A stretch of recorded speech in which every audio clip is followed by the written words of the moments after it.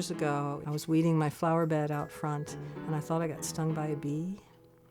It was a stinging nettles plant. And I really believe that the plants will show up when you need them. So I left it and I cultivated it. It's a very nourishing plant. It's an adaptogen, and an adaptogen is a plant that over time will nourish your body. It's full of minerals. There are a lot of people that say when you harvest it, you should wear gloves because you're going to get stung by it. And when I harvest, I'm just careful.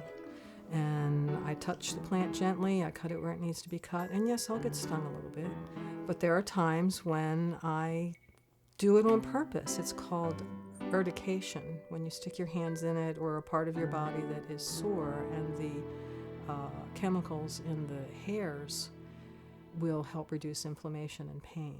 A lot of people are afraid of nettles because of its sting, but once you harvest it, if you dry it, the sting goes away. If you cook it, the sting goes away. So this is my little nettles patch. I'm going to urticate myself a little bit and say hello.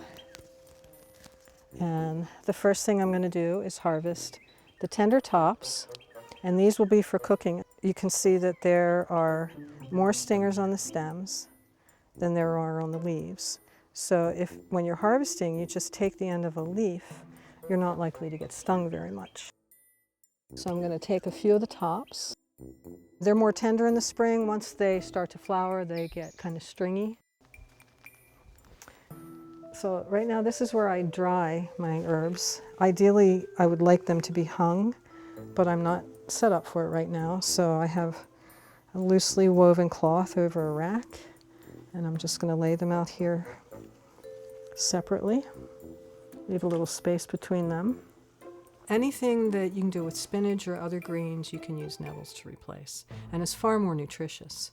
Yeah, once you get over the thing in your mind that it's got stingers on it, and you try it for the first time, you will always go back to it.